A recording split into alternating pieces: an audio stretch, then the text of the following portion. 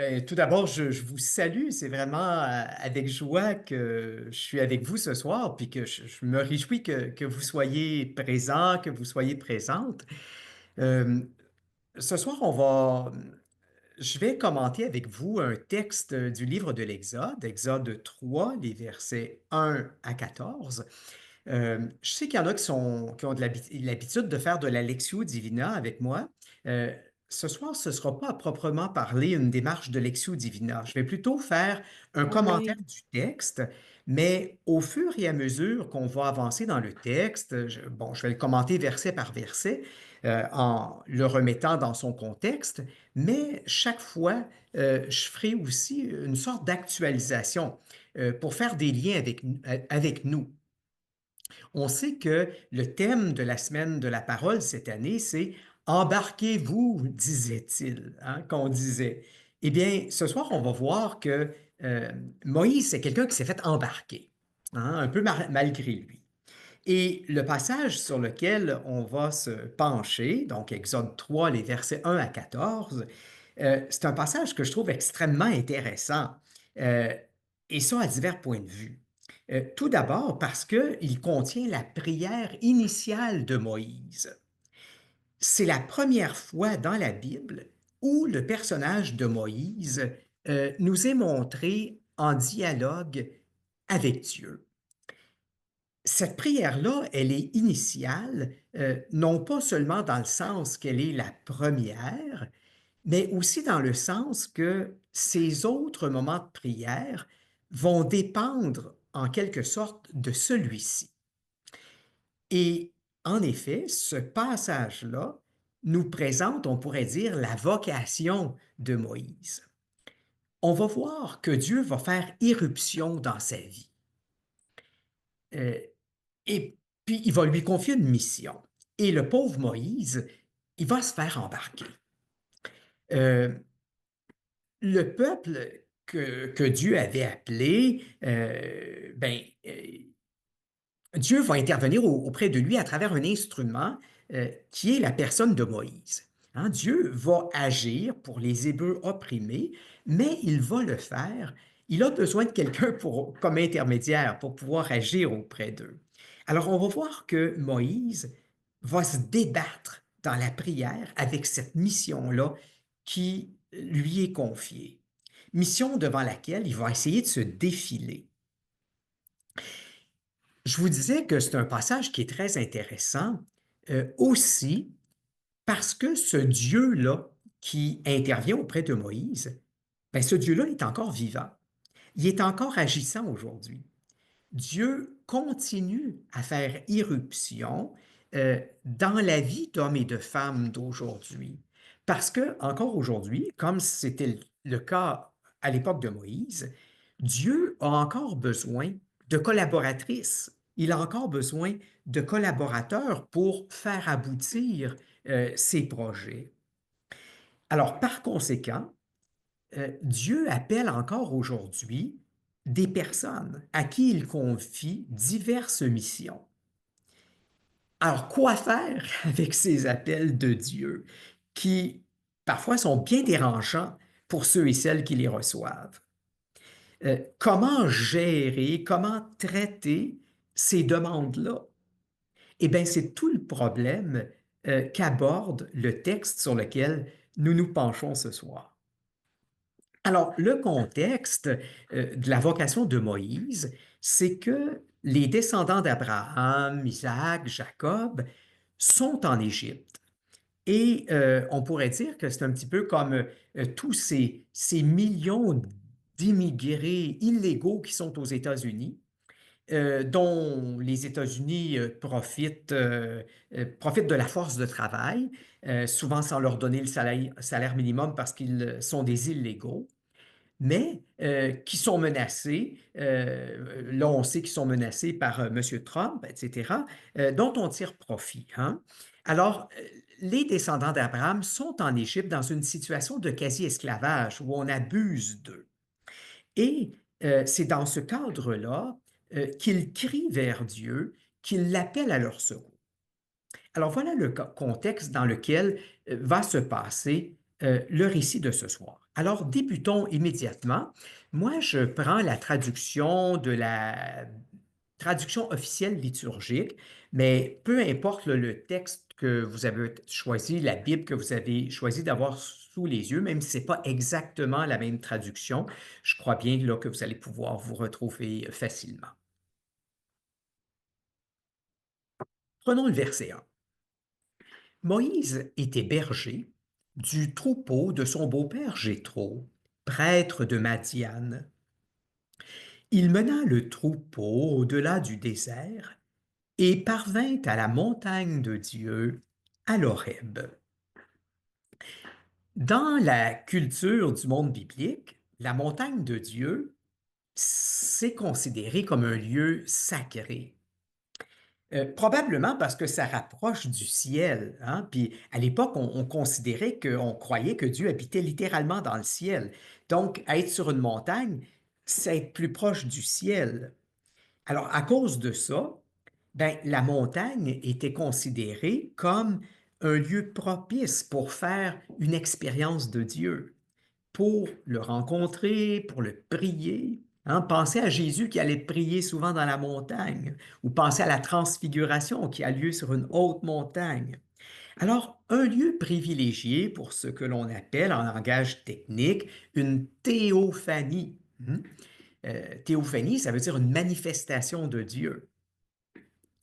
Et comme va le préciser le verset 2, qu'on va prendre dans un moment, vous allez voir que c'est bien d'une théophanie, d'une manifestation de Dieu dont Moïse va être bénéficiaire. On dit que c'est sur la montagne Horeb. Ah, ben ça, c'est un nom qu'on trouve assez rarement dans la Bible, Horeb. On trouve plus souvent le nom Sinaï. Euh, La plupart des exégètes pensent que dans le fond, c'est deux noms pour désigner la même montagne. Deux noms parce qu'il s'agit de deux traditions provenant de deux milieux ou de deux époques différentes. Euh, Pensez par exemple, la ville de Montréal, elle s'est déjà appelée Ville-Marie, mais c'est le même lieu. Hein.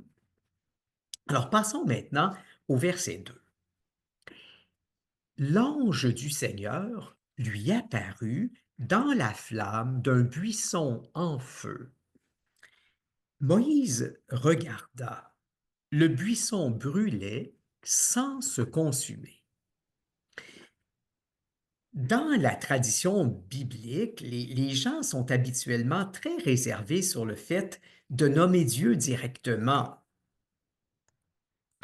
Alors, pour désigner Dieu, dans le peuple de l'Alliance, ils avaient tendance à utiliser toutes sortes d'images, des euphémismes, si je puis dire. Hein. C'est une forme de respect en disant, ben, Dieu, il est infini, nos lèvres finies ne peuvent pas arriver à le nommer, ou nos lèvres pécheresses ne peuvent pas dire son saint nom. Alors, ange du Seigneur, c'est une manière de désigner Dieu lui-même dans son action de se révéler, dans son action de se manifester d'une manière qui soit accessible aux humains. Ce qu'on constate ici, c'est que Moïse est amené à faire une expérience de rencontre de Dieu. Mais c'est une expérience, c'est une rencontre, je ne sais pas si vous avez remarqué, il ne l'a pas cherché. Hein? Ce n'est pas une expérience qui a provoqué, il n'était pas en prière, il n'était pas en retraite spirituelle. Non, au contraire, Dieu fait irruption dans sa vie de façon inattendue. Lui, s'il est sur la montagne, ce n'est pas parce qu'il est là pour prier, mais c'est parce qu'il est là dans les circonstances de son travail quotidien. Je dirais en quelque sorte, c'est son troupeau qui l'a mené là. Il est là pour faire manger ses bêtes. Alors, c'est vraiment au cœur de ce qui faisait son quotidien ordinaire. C'est là-dedans que Dieu a surgi. Eh bien, euh, on peut croire que c'est encore comme ça que Dieu nous conduit à lui aujourd'hui. Hein? Et il le fait à travers les événements, à travers les circonstances de la vie, de notre vie de tous les jours. Et c'est de là qu'il fait éruption, dans notre existence, hein, pour nous appeler. Oh, ça peut arriver dans un moment de prière, dans une église, hein, mais ça peut arriver aussi, comme on le voit pour Moïse, dans l'ordinaire, dans la banalité du quotidien. Alors, ce sont souvent les événements de notre vie, euh, la réalité de notre quotidien, qui est notre Horeb, hein, notre montagne de Dieu, c'est-à-dire le lieu où Dieu se donne à rencontrer. Alors, Moïse voit devant lui, on dit, une flamme d'un buisson. Hmm? Euh, un buisson qui brûle, un buisson en feu. Eh bien, ah, ben ça, c'est intéressant. Hein?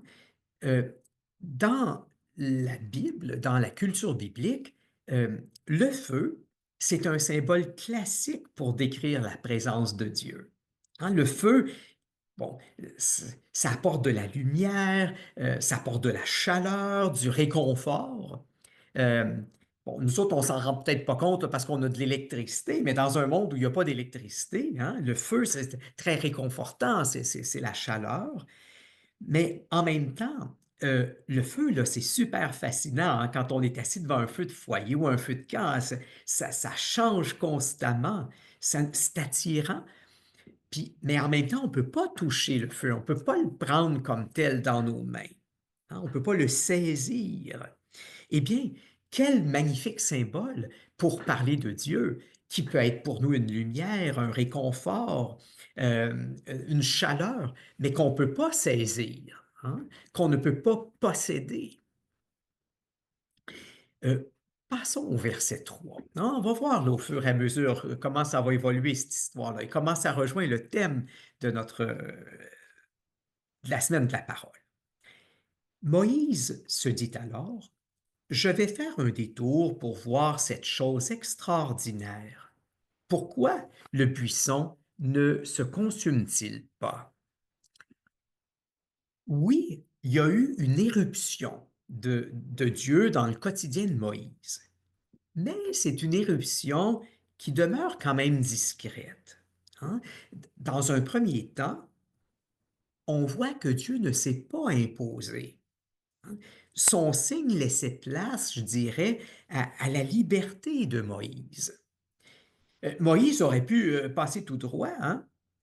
Il aurait pu, je dirais, se laisser prendre par les urgences de son quotidien, se laisser accaparer par les besoins de son troupeau, de son travail. Mais non, on voit que Moïse choisit de prêter attention à ce signe mystérieux. Hein? Il fait un détour. Manifestement, il s'engage dans une certaine recherche. Hein? Il veut comprendre, il veut voir plus clair face à ce qui surgit. Alors Moïse fait une démarche. Manifestement, bon, Dieu ne s'est pas imposé à Moïse. Hein? Je dirais, Dieu a fait un premier pas, Dieu a ouvert une porte, mais il a laissé à Moïse la possibilité d'entrer ou pas. Encore aujourd'hui, c'est Dieu qui fait le premier pas dans une relation avec chacun de nous, chacune de nous, pour initier une relation. Hein, c'est pas nous qui avons l'initiative de la relation de la prière. C'est lui. Mais cette venue à nous de Dieu, elle est habituellement discrète. Hein. Ça demande qu'on fasse un détour si on veut aller plus loin. Ça demande de notre part un choix, un engagement pour que la relation aille plus loin. Comme pour Moïse, Dieu s'impose pas à nous. Alors prenons la suite. Prenons le verset 4. Le Seigneur vit qu'il avait fait un détour pour voir et Dieu l'appela du milieu du buisson. Moïse, Moïse, il dit, me voici. on voit bien que c'est seulement après que Moïse ait choisi de s'investir pour comprendre ce qui se passait, c'est seulement après ça que Dieu l'appelle. Hein.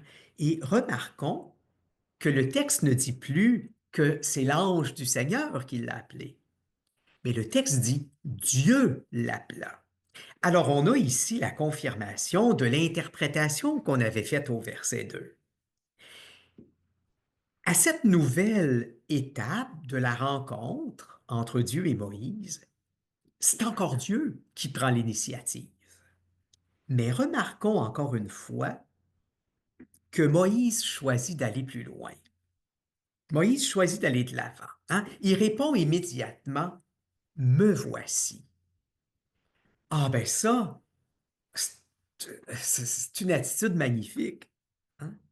Euh, c'est déjà, ces deux mots-là, me voici, c'est déjà une magnifique prière. Hein? C'est peut-être même la prière par excellence. C'est la prière de la disponibilité, prière par laquelle on s'ouvre à la relation à Dieu, hein? Prière par laquelle on se rend présent à Dieu. Euh, Prière aussi qui est comme une offre de soi à l'action de Dieu en soi. Euh, Ça montre une disponibilité aussi à collaborer à l'action de Dieu. Et c'est pour ça que Dieu va pouvoir aller plus loin avec Moïse. Vous savez, Dieu, là, c'est pas un violeur. Il ne nous viole pas. Hein? Il ne nous violente pas. Il ne nous oblige pas. Il respecte profondément notre liberté. Mais si on perçoit la présence mystérieuse de Dieu dans notre vie, si on entend qu'il nous appelle intérieurement par notre nom, ben, on peut s'exercer nous autres aussi à cette prière du me voici. On peut nous aussi se rendre disponible. C'est vraiment une des attitudes fondamentales de la prière là, que Moïse illustre ici. Moi, dans mon ministère, ça m'est arrivé souvent que des gens me disent ah, ben, Père Michel ou Monseigneur, je ne sais pas comment prier. Pas difficile, deux mots, me voici. Hein? C'est une attitude que Sainte Marie, hein, dans sa prière à l'ange de l'Annonciation, lors de l'Annonciation, hein, quand quand elle a dit que tout se fasse pour moi selon ta parole, c'est la même attitude. C'est d'ailleurs cette attitude qui a caractérisé toute la vie de Jésus. En tout cas, c'est la conclusion à laquelle arrive l'auteur de l'Épître aux Hébreux, qui a médité sur la vie de Jésus, et il a écrit ceci. En entrant dans le monde, le Christ dit, me voici, voici, je suis venu pour faire ta volonté. Hein, c'est dans l'Épître aux Hébreux, le chapitre 10, Hébreux chapitre 10, les versets 5, 7 et 9. Alors, mais revenons à notre texte avec Moïse. Passons au verset 5. Dieu dit alors, il parle à Moïse, n'approche pas d'ici, retire les sandales de tes pieds, car le lieu où tu te tiens est une terre sainte. Deux ordres hein, qui sont donnés ici à Moïse. Et ces ordres-là visent le respect de Dieu dans sa divinité. Encore aujourd'hui, si vous avez été dans une mosquée, par exemple, on va vous demander d'enlever vos chaussures en entrant. Hein? Voyez-vous, dans le fond, c'est la culture du Proche-Orient où est-ce que pour respecter Dieu, on se découvre les pieds. Euh, Nous autres, dans la culture occidentale, c'est un petit peu le contraire. En tout cas, les hommes, on n'est pas supposé, quand on entre dans un lieu sacré, dans une église, on n'est pas supposé mettre de chapeau, de casquette ou de tuque. Hein? Euh, Donc, est demandé ici à Moïse, dans le fond, quand on lui dit d'enlever ses sandales, euh, Pourquoi enlever les sandales? On peut penser que c'est parce que c'est fait de cuir, de la peau morte, et on n'est pas pour laisser quelque chose de mort faire obstacle à la rencontre avec le Dieu vivant. Et ça nous pose une question à nous autres aujourd'hui, hein. Qu'est-ce qui fait obstacle dans ma vie à la rencontre de Dieu? Y a-t-il quelque chose dans ma vie qui est un obstacle, qui est comme un filtre qui m'empêche de m'ouvrir davantage à Dieu? Et on pourrait se demander, qu'est-ce que j'aurais à retirer, moi? À quoi est-ce que j'aurais à renoncer pour m'approcher davantage de Dieu? Passons au verset 6. Dieu déclara, hein, et il déclara, je suis le Dieu de ton père, Dieu d'Abraham, le Dieu d'Isaac, le Dieu de Jacob. Moïse se voila le visage, car il craignait de porter son regard sur Dieu. Moïse découvre que le Dieu qui se manifeste à lui, c'est le Dieu qui s'était manifesté à ses ancêtres, aux patriarches, hein. Et s'il fait éruption dans la vie de Moïse, c'est justement parce qu'il veut réaliser ce qu'il avait promis à ses ancêtres autrefois. C'est par fidélité à l'alliance qu'il avait conclue avec eux autrefois. Alors, quand Moïse entend ça, on dit que Moïse se voila la face car il craignait de regarder Dieu. Bien, cette crainte-là, elle vient de la prise de conscience de la grandeur de Dieu, de sa sainteté, hein. En face de Dieu, Moïse, il ne peut pas faire autrement que de se sentir petit, faible, pécheur, hein. Il ne peut pas faire autrement que de prendre conscience de l'abîme qui le sépare avec ce Dieu qui est si grand. Et ça faisait partie, ça, d'une des théologies de l'Ancien Testament, de penser que voir Dieu, ça pouvait faire mourir, hein. Pourquoi? Ben, dans le fond, c'est toute l'idée que euh, Dieu est tellement lumineux que c'est trop fort. Il est trop beau, il est trop grand, c'est trop fort pour ce que l'humain est capable de voir, hein. Euh, c'est un petit peu comme une fois, une dame me disait dans mes cours, ah, Père Michel, est-ce que c'est parce que moi, la première fois que j'ai vu les montagnes rocheuses, j'ai trouvé ça tellement beau, je me suis mis à avoir des palpitations cardiaques. J'ai été obligé de me mettre une petite pilule de nitro sous la langue, là. C'est-tu comme ça? Ah oui, c'est un bon exemple, oui. Ou bien si vous branchiez votre ordinateur sur le 220, ça ferait sauter votre ordinateur. Bien, c'est la même chose. C'est l'idée que Dieu est trop grand pour que l'humain euh, le contemple, hein, de front, si je puis dire. Alors, passons à la suite. Vous allez voir, le plus beau est à venir. Verset 7. Le Seigneur dit, j'ai vu, oui, j'ai vu la misère de mon peuple qui est en Égypte, et j'ai entendu ses cris sous les coups des surveillants. Oui, je connais ses souffrances. Ici, je ne sais pas vous autres comment vous recevez ça, mais je trouve que c'est un passage très émouvant, hein. Dieu se révèle comme un Dieu si proche de ceux et celles qui souffrent, même si eux ne le savent pas, si proche que Dieu lui-même est atteint par cette souffrance, hein. On voit un Dieu attentif aux souffrances des Hébreux, hein. On voit la compassion de Dieu pour ces gens-là. Dieu, ce n'est pas un Dieu lointain, mais un Dieu proche au point de connaître ce qui arrive à ceux qui souffrent. Et ici, il faut bien faire attention au verbe connaître. En connaître dans la Bible, ce n'est pas un savoir intellectuel, euh, mais c'est une expérience, c'est un savoir par l'expérience. Alors, dans le fond, ce que Dieu dit quand il dit je connais ses souffrances, dans le fond, Dieu dit je souffre de vous voir souffrir. Je ne peux pas être indifférent. L'image qui me vient, c'est un père ou une mère qui voit son enfant souffrir et il souffre. Des fois, j'ai déjà entendu des mères, des pères dire: oh, je voudrais être à la place de mon enfant plutôt que de lui vivre ça. Hein? Euh, voilà ce que Dieu vit. Prenons la suite, verset 8, il dit: je suis descendu pour le délivrer de la main de l'Égypte.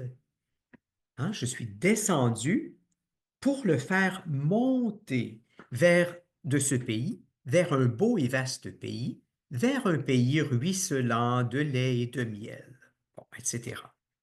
Hein, puis on dit vers le lieu où vivent le Cananéen, le Hittite, l'Amorite, le Périzite, le Hivite, le Jébuséen. Bon, c'est vraiment formidable. Hein? Euh, Dieu se manifeste comme un sauveur, comme un libérateur. Il dit son intention d'intervenir. Il ne se contente pas de compatir à distance, là, un peu comme nous autres, là, on regarde à la télévision là, les malheurs qui arrivent, je ne sais pas moi, en Californie, les feux, tout ça, puis, ah, ils font donc bien pitié, hein? Ou ceux qui souffrent de la faim, ou je ne sais pas où. Hein? Non, non, Dieu ne se contente pas de regarder dans la télévision, dans son salon éternel, la télévision poste la terre, les souffrances. Non, non. Hein? Euh, il, il va faire quelque chose. Hein? Euh, on voit que Dieu, c'est quelqu'un qui s'oppose à l'exploitation de la femme par la femme, hein? De l'homme par l'homme. Et ici, je voudrais attirer votre attention sur le verbe descendre. Hein? Il dit, je suis descendu pour le délivrer. Donc, on voit, comme je le disais tantôt, que Dieu se contente pas de sympathiser à distance.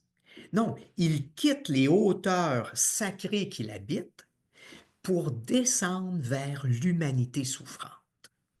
Et il y a déjà ici quelque chose de ce qui va se réaliser pleinement plus tard dans l'incarnation du Fils de Dieu en la personne de Jésus.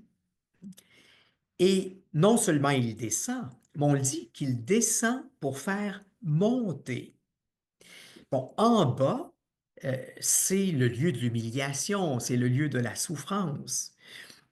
Donc Dieu veut faire sortir les Hébreux de leur situation d'humiliation et les faire monter.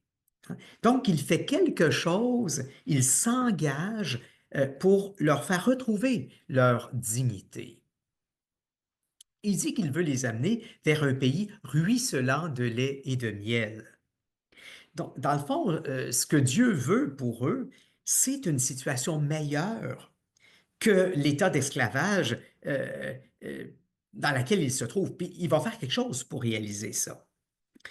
Ruisselant de lait et de miel, bien sûr, ça dit l'abondance. Hein. Vous savez, à cette époque-là, ils n'avaient pas des gros troupeaux de vaches là, stimulés aux hormones comme nos vaches d'aujourd'hui là, qui donnent des litres et des litres de lait. Ils avaient des petites chèvres là, qui donnaient un petit peu de lait.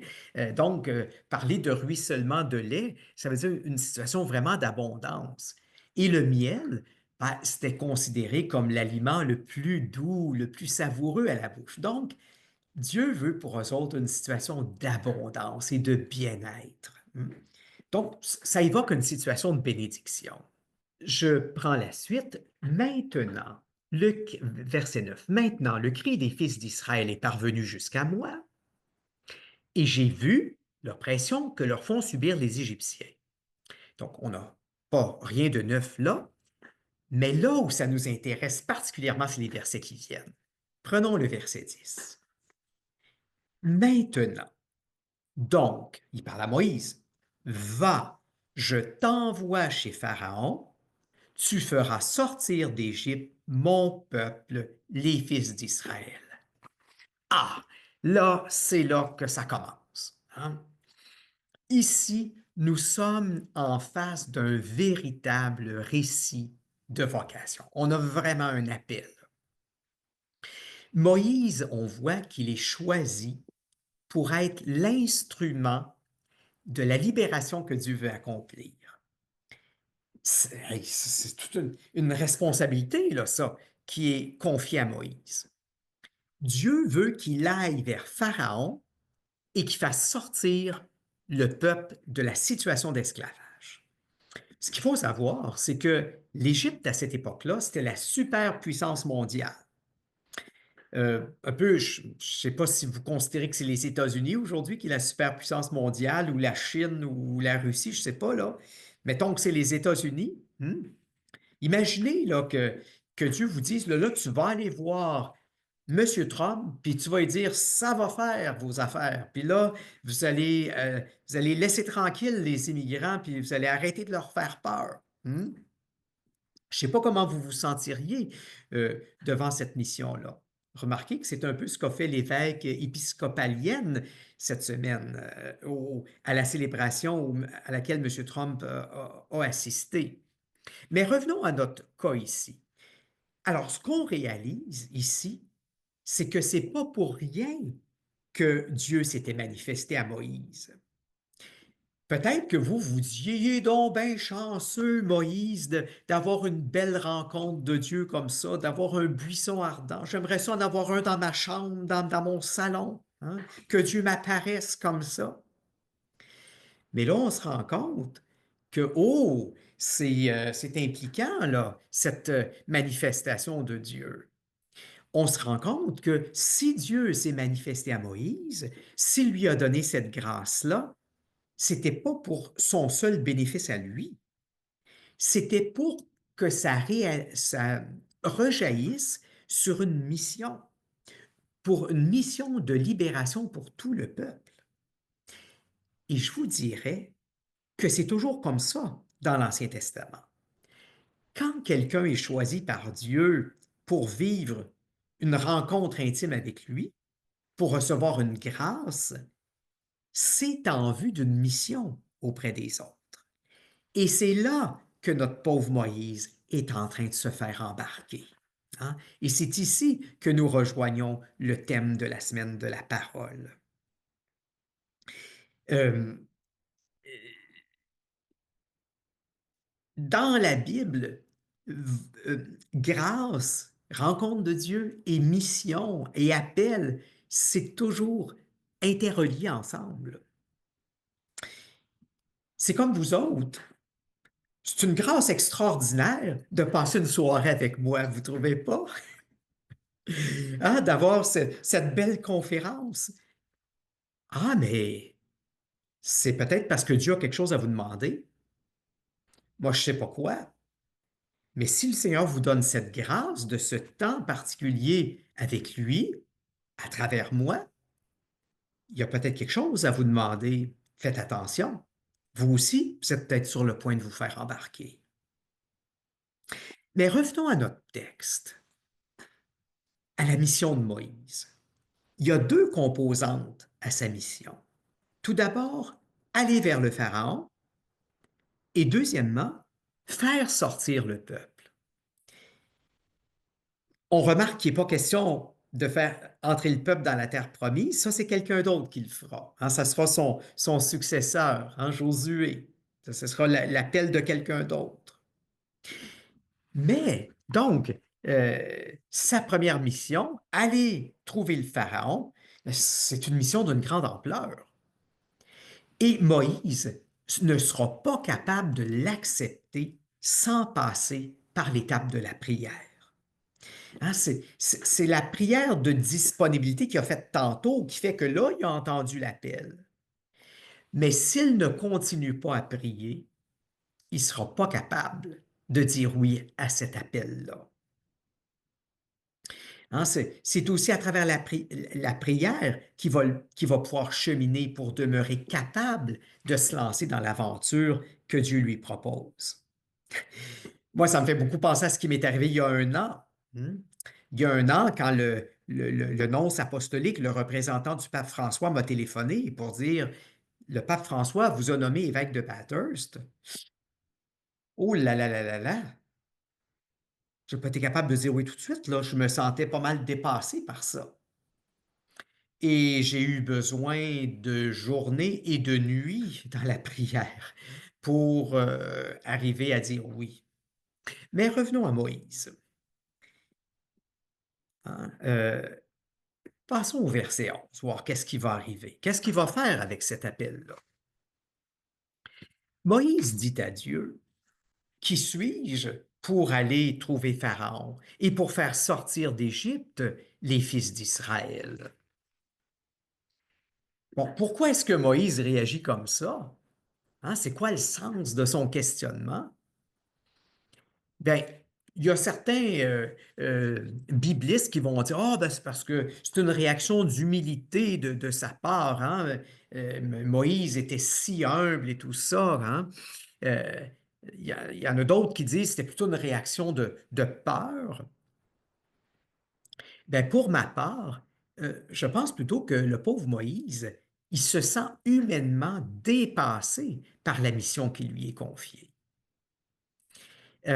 Moïse, il doute de lui-même devant l'ampleur d'une mission comme ça. Et sa question, hein, qui suis-je pour, dans le fond, c'est une manière polie de dire, ben, tu devrais demander à quelqu'un d'autre.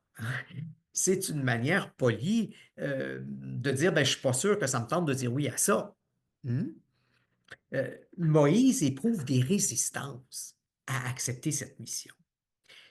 Et moi, j'aime ça, les récits de vocation de l'Ancien Testament, parce que habituellement, les appelés dans l'Ancien Testament, ils résistent aux appels qu'ils reçoivent. Ils se trouvent des raisons pour dire non. Moi, j'aime pas ça, les récits de vocation du Nouveau Testament. Hein. Vous savez, là, Jésus qui se promène le long de la plage, là, puis il dit là, à Pierre, à Simon, puis à son frère André, là, venez, suivez-moi, je vais vous faire de vous des pêcheurs d'hommes. Il laisse tout, puis, pouf, puis ils partent. Là. Puis Jésus continue, puis envoie deux autres, là, Jacques et Jean, puis venez, suivez-moi. Ils laissent leur père, puis, puis ils disent oui tout de suite. Ils prennent même pas le temps d'aller prendre une douche, chantent le poisson, ils le suivent. Mathieu à son bureau d'impôt, hein, viens, suis-moi, il laisse les affaires là, puis il part. Moi, c'est pas comme ça. Ça n'a pas été comme ça dans ma vie. Alors, j'aime ça, voir dans l'Ancien Testament des résistances aux appels de Dieu. Hein. Pensez à Jérémie, que Dieu appelle à être prophète, hein, puis il dit, ah ben, je suis trop jeune. Les gens trouvent des raisons. Mais, si nous revenons à Moïse, ce que je trouve remarquable, c'est qu'ils ne prennent pas la fuite. Hein, il aurait pu dire, excuse-moi, Seigneur, là, il faut que je retourne à mon troupeau. Non, il éprouve des résistances, mais qu'est-ce qu'il fait? Il s'en ouvre au Seigneur. Hein? Il les dit au Seigneur. Il demeure en relation avec le Seigneur. Euh, il lui dit ce qu'il ressent. Ah ben ça, c'est toute une prière. Hein? Euh, et là-dedans, je trouve que Moïse, il nous enseigne vraiment quelque chose. Quand on a l'impression que le Seigneur est en train de nous embarquer dans quelque chose, euh, ben, la meilleure façon de gérer ça, c'est de le dire au Seigneur, ce qu'on ressent. Hein. Euh, Même si on ne comprend pas, si on vit des peurs, des doutes, des refus, de la colère peut-être. Moi, ça m'est déjà arrivé de ressentir de la colère d'un appel que je recevais parce que je trouvais ça trop difficile. Eh bien, tout ça peut être dit au Seigneur. Tout ça, c'est du matériel pour la prière. Voyez-vous, c'est vraiment une invitation à ne pas se replier sur soi-même, mais à se relier à Dieu en lui exprimant ce que nous vivons. Passons au verset 12 pour voir qu'est-ce qui va arriver. Est-ce que Dieu va accepter ça, cette, cette résistance-là? Est-ce qu'il va lui dire, ben, OK, je vais demander à quelqu'un d'autre? Passons au verset 12. Dieu lui répondit, je suis avec toi. Et tel est le signe que c'est moi qui t'ai envoyé. Quand tu auras fait sortir d'Égypte mon peuple, vous rendrez un culte à Dieu sur cette montagne. Ben, parce que Moïse n'a pas pris la fuite, mais qui est resté en relation avec Dieu dans la prière, c'est ça qui lui permet d'entendre résonner à son oreille cette parole, cette oreille intérieure, je suis avec toi. C'est bien sûr que Moïse n'est pas capable de faire cette mission-là tout seul, d'aller voir par lui-même Moïse, puis d'aller voir le Pharaon, puis de le convaincre, puis de faire sortir tous ces immigrants vers la liberté. Il a raison de se sentir incapable. Mais Dieu ne lui demande pas d'être capable de faire ça tout seul. Dieu lui garantit sa présence. Il promet de l'accompagner et c'est à cette condition-là que Moïse sera capable. Dans le fond, à travers Moïse, c'est Dieu lui-même qui va agir et qui va délivrer son peuple. Hein? Euh, Quand Dieu demande quelque chose à quelqu'un, là, il lui promet qu'il va lui donner ce qu'il faut pour réaliser sa mission. Et moi, ça, c'est un texte qui m'a tellement aidé dans mon discernement l'année passée, quand je me sentais dépassé par cet appel à devenir évêque. Je me suis beaucoup référé à ce passage-là. Bon, Dieu ajoute, et voici le signe que c'est moi qui t'ai envoyé. Quand tu auras fait sortir le peuple d'Égypte, vous servirez Dieu sur cette montagne. Bon, on voit qu'il y a beaucoup de choses qui ne sont pas claires pour Moïse, hein. Il n'est absolument pas sûr d'avoir entendu un appel de Dieu. Est-ce qu'il a peur de s'illusionner? Euh, En tout cas, Dieu perçoit qu'il a besoin d'un signe. Puis c'est vrai que les appels de Dieu sont rarement sans ambiguïté, hein. Euh, ce que l'on vit peut toujours être interprété autrement, hein. On peut toujours se demander si on n'a pas eu un petit moment de folie ou si on est en train de s'illusionner soi-même. Et même ce qu'on peut considérer comme étant des signes de Dieu, hein, des signes de confirmation, ça aussi, c'est toujours sujet à interprétation. C'est pas facile. Alors, passons au verset 13. Moïse répondit à Dieu, j'irai donc trouver les fils d'Israël et je leur dirai, le Dieu de vos pères m'a envoyé vers vous. Ils vont me demander quel est son nom. Que leur répondrai-je? Donc, on voit que même si Moïse s'est fait répondre par Dieu, je suis avec toi, ça n'a pas réglé toutes ces résistances, hein, ça n'a pas enlevé toutes ces résistances. Alors, on voit que le dialogue de Moïse avec Dieu se poursuit. Puis, on voit là, qu'au cœur de cette démarche-là de prière, euh, euh, Moïse a perçu que, ouais, ben c'est parce qu'il va y avoir une autre facette dans cette mission-là.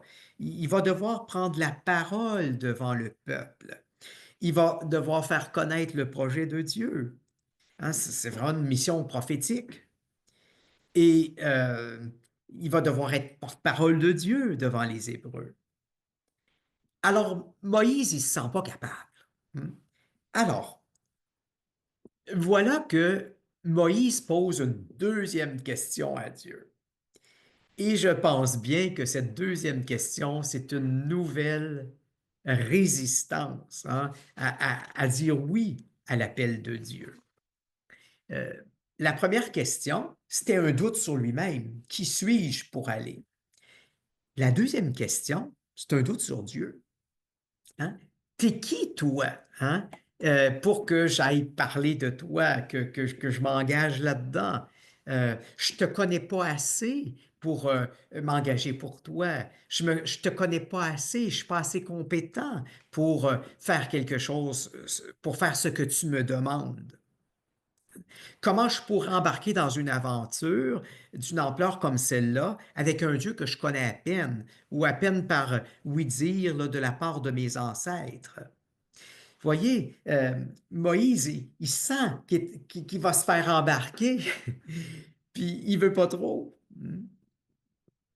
Mais encore une fois, ce que je trouve magnifique, c'est que Moïse ne prenne pas la fuite, hein?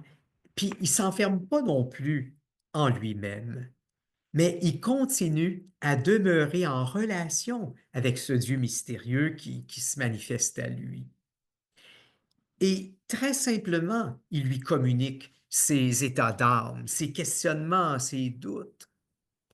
Et je trouve qu'en cela, euh, Moïse est un excellent pédagogue pour nous autres. Hein, il nous enseigne comment prier. Il nous enseigne aussi qu'il ne faut pas négliger la prière quand on est dans des temps de doute, dans des temps de questionnement. Et c'est précisément parce que Moïse demeure en relation avec ce Dieu mystérieux, ben, c'est pour ça que Dieu peut se manifester à lui de plus en plus. C'est par la voie de la prière aussi que Moïse peut percevoir de mieux en mieux le projet de Dieu, puis recevoir les garanties dont il a besoin.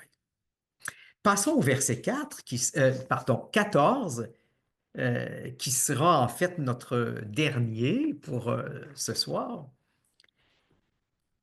Qu'est-ce que Dieu va faire avec ce Moïse qui a encore une résistance? Alors, est-ce que Dieu va dire, ben, OK, je vais demander à quelqu'un d'autre?